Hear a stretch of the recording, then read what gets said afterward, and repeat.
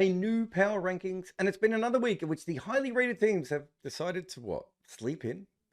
But some of the sides we had down in our expectations are shining. As always, the power rankings do not represent the points table, but really they are passed down to us by golden pigeons who look at strength of schedule, future games, who you beat, where, and how. Then they make it all up before crapping on us before they fly away. There's lots of cool stuff, plus often I'm talking about behind the scenes things. But there's also ad-free content, early podcast episodes, and you can stay updated with my emailer as well. Thank you to all the incredible supporters who have made our channel thrive. RCB lost at home versus Gujarat, but they won away versus CSK and KKR.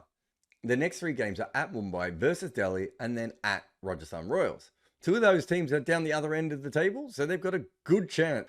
So that's one home game against one of the better performing sides at the moment, and then two away games that at the moment look very winnable. They could go 2-1 in that stretch. In their last game, they actually did well to recover after losing 4 wickets for less than 45 runs against Gujarat, although it wasn't a Rabada team. And then they bowled well in the first 5 overs. However, it was very obvious from that moment onwards that they just lack a wicket-taking threat. Josh Hazlewood and Bhuvi Kumar have combined figures of 5 for 65 in 12 overs in the power play. RCB are first on economy and fourth on strike rate. However, in the middle overs, they slipped to 5th on economy, and they're still the 4th best at taking wickets. In the middle overs so far, Surya Sharma has got the wicket of Andre Russell, but his overall figures are 1 for 65 in 7 overs. That's not cutting, no mustard. Let's be honest, they still have a positive record. That's good. They're not taking any wickets. That's bad. Delhi have won their 3 games. They won at CSK, they won versus the Sunrisers and versus LSG. And if you look at their schedule, it doesn't get that much harder. The next game is at RCB. That is a bit of a tough one. But then they're playing Mumbai and Rajasthan at home. They could easily be 5-1 here. And they are already the only undefeated team in the IPL. However, they could have been 2-1 had they not won that very close game versus LSG. But their next 2 matches have been very convincing wins. They also missed Faf du Plessis in one game and KRL in another. The good is clearly that Delhi have now picked up 8 wickets in the power play in 3 games, and they have the best strike rate in this phase. The economy of 9.33 is slightly on the higher side, but the early wickets are playing a critical role in their wins. The bad is that although their batting has been impressive, Jake Fraser-McGurk's form has been a concern. He took 32 balls to score 38 versus the Sunrisers and has 2 single-digit scores otherwise. He is not McGurking. The Punjab Kings lost versus Rajasthan at home, but they won at LSG and Gujarat. In their next 3 games, they play CSK at home, then they're away against the Sunrisers, and then playing KKR at home. Again, that's a pretty decent schedule. I think you'd take that. So if they can somehow get 2 wins and 1 loss from that, I think they'd be pretty happy at this stage of the season. And weirdly enough, like RCB, they have won both their games on the road, but lost at home. They eventually won the GT game easily. But remember, at one stage, the Titans needed 75 in 6 overs with 8 wickets in hand, and they had Butler and Rutherford at the crease. They won the game against LSG pretty easily, but lost convincingly against Rajasthan. Shreyas Iyer has led the way for Punjab with the bat, scoring 97 from 42 and 52 from 30 in both the wins. He also started off well against Rajasthan, but was then clean bowled by Jofra Archer. Despite his decline, Yuzi Chahal was one of the best leg spinners available at the auction, but he's only picked up 1 wicket, which to be fair was Nicholas Pooran, and he's gone at 10.2 runs and over. One thing you have to like about them is that their next 3 games look pretty easy on paper. The Gujarat Titans have won at SRH, won at RCB, and then also beat Mumbai. That's 3 on the trot. That's the same record that Delhi has, except with an earlier loss. Their next 3 games are versus Rajasthan, at LSG, and versus Delhi. It's a tougher schedule, but it's not impossible, and there are 2 home games in there. There are some issues for them. Rabada has gone home, Glenn Phillips got injured in the last game, so things could go wrong. But the good, Mohammad Siraj has been breathing fire. We know that he's a rhythm bowler and he's back after a long break. He played a significant role by picking up early wickets and then not conceding runs at the end of games. Having said that, I'm not sure he's bowling perfectly, but the figures look really good.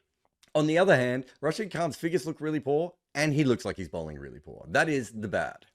He didn't have a great year last year and he now has only 1 wicket to show at an economy of over 10. And in the last game, he didn't go for runs, but he still didn't bowl particularly well. KKR, they won versus the Sunrisers, but they lost at Mumbai and they won at Rajasthan. In their next 3 games, they go up against Lucknow, then they travel to Chennai and then Punjab. I'm not really sure what to do with this side at all. They have 2 wins in 4 games. They've gone 1-1 at home and 1-1 on the road. None of their games have been particularly close, and their net run rate is a slight positive. They are very confusing. But as expected, Kolkata have the best bowling strike rate in the middle overs. They're taking a wicket about every 15 balls. And it's worth remembering that Mumbai and RCB were well ahead of the game by the end of the power play, but the middle overs bowling created a difference against Rajasthan. Their bowling in the first 6 overs was solid against Sunrisers, but they also did well from 7 to 16, striking regularly. And speaking of their new ball bowling, they had picked up only 2 wickets in the first 3 games. Spencer Johnson was frontline overseas quick, and he's just not taken any early wickets. So the bad is they might struggle to consistently take new ball wickets. I think going to Chennai and Punjab back-to-back is a little bit tricky, so they really have to win that Lucknow game, but there is a chance that they go 1 and 2. They do look like a bit of a 50-50 side right now. Lucknow won versus Mumbai Indians, lost at Punjab, and won at SRH. The next 3 games are at Kolkata and then versus Gujarat and CSK. They are currently 2 and 2, but they could have been 3-1 if not for a close loss against Delhi. Like, they're playing much better cricket than we expected. However, they did win a relatively close game against Mumbai. The good has to be Nicholas Puran. Right at the moment, he's in the conversation of the best T20 batters in the world. He's the highest run scorer in this tournament, and he's done so at a strike rate of, checks notes, 218.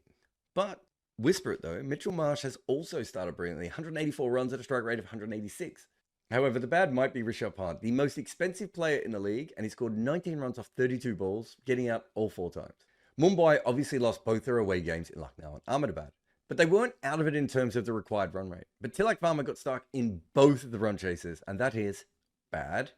Scoring 39 off 36 and 25 off 23. I don't know what's going on with him. He's retired out. He's looked injured. He's doing things with his Instagram account, but he has cost them quite a lot so far. Hardik Pandya hasn't been much better either. The next 2 games are just tough for them. Either their batters find a little bit of form and Jasprit Bumrah helps, or it could be season over already. The Rajasthan Royals won at Punjab, won versus CSK, and lost versus KKR. Their next 3 games are at Gujarat, versus RCB, and versus Delhi. They finally found some form after big losses against KKR and the Sunrisers. They defeated CSK by 6 runs, but they smashed Punjab. And much of the good is Jofra Archer. In fact, when he gets anything from the pitch at the moment, he looks like one of the best new ball bowlers in the tournament. If he can keep that up, that changes this side quite a bit, and I might have them too low here.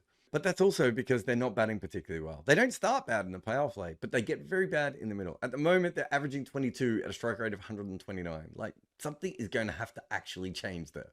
And one of the reasons I don't have them higher is they're playing some good opponents here. Like, they could easily go 1 and 2 without playing bad cricket. They could go 0 and 3. I don't think they're playing that poorly, and maybe Jofra can keep going, but it's tricky. CSK lost versus Delhi, lost at Rajasthan, and lost versus RCB. That's a donut in their last 3. Their next games are at Punjab versus KKR and at LSG. The closest they've come to winning was when they needed 20 runs in the last over. They lost by 6 runs, but the other 2 games were margins of 50 and 25 runs. And against teams that don't really do well against them in Chennai.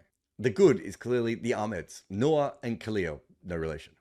Noah hasn't gone for too many runs, while also being the highest wicket taker of the IPL so far. Khalil has taken wickets in the power play and also at the death. But CSK's bad is really bad, and it starts right at the top. I don't know what's going on with the new ball batting, and it looks like from their change, they don't know what's going on either. They have the lowest average, 21, and a strike rate of 116 in the power play at the moment. I'm just going to go out on a limb and say you won't win many games if you keep doing that. The Sunrisers lost versus Gujarat, lost at KKR, and lost v Delhi. Their next 3 games are versus Punjab, and then back-to-back games against Mumbai. We started this tournament asking when the Sunrisers were going to cross 300. It seems now that that might take 2 innings. I mean, they were blocking in the last game. What the hell is up with that? They did make 190 odd against LSG, but they lost by 23 balls to spare. They've been losing a lot of wickets all the way through. I'm not sure they have 2 batters in form. And if their batting's bad, what about their bowling? It doesn't inspire any confidence. Adam Zampa's already been dropped. Mohammad Shami maybe is coming into form, but he looks a little bit rough and had to be massaged for hours in the last game. And Zishan just doesn't look ready at this time for this position. But there is a good. That is Aniket Verma, whose 6 hitting ability seems to fit in with the exact Sunrisers team. Not this year, the 2024 edition. You look at this side, and it's still very possible for them to pull themselves back from where they are at the moment. They could go on a string of wins. It's just that when you have so many players out of form at one time, and on one side of the ball you're already weak, that's really tough. But it is still very possible that the Sunrisers score over 300 in the game this year and don't make the playoffs. And I don't know what we do with our life if that is the case. If they somehow sneak a win against Punjab, they got 2 games against Mumbai after that, right? Like, they could go on a bit of a mini run. just doesn't feel likely. So the order of the power list is on the screen now, and you can have a look at that. I'll be honest, I wanted to push Delhi up, but they're 2 wins against lower rated teams, and they just snuck by versus LSG. RCB lost versus Gujarat, who I also like right now, so I kind of had both of them teams quite high. PK justified my high spot from last week, so that loss hasn't shaken me yet. KKR, I don't know, really. It looks good on paper, but I don't really trust them. But I trust LSG even less. Mumbai is probably, not even probably, definitely too high, but I want to see them once I have Bumrah before I dump them forever.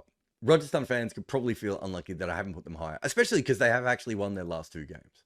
I think that CSK might have less chance of turning this around than the Sunrisers, but that extra loss has me shook. But also, Sunrisers blocked last game. What the hell was that about? As always, these power rankings have been fully fact-checked, and we got the 100% verified tag from the IPL Gods. So please tell us how much you agree with each and every decision that we made here. Also remember to like, subscribe, and tell your mum about us. It took God and the demon to build international cricket, but don't tell Johnny Best that. 1882, Australia had played 1 test in England against the god WG Grace, and they sucked. So they were playing him again, and it was a tough wicket. But England was in front, so Australia was desperate for a 3rd innings lead. At number 8 was young all-rounder Sammy Jones. After a routine single, he walks down to do some gardening on the pitch. Grace whips off the bails and appeals. The ball wasn't dead, Jones was run out. The Australians were furious. In fact, some of the English players were also furious. But what Grace said went, and the umpires had already given it. Next in was Fred Spofforth. He was known as the demon fast bowler. He was furious, and he let England know exactly what was coming next, which was maiden. There's 12 maidens. I can't count them all. England only needed 85 to win. WG Grace made 32. England only 77. That was the test where the Ashes began. Buy my book, Overthrowing Cricket's Empire, on Amazon today.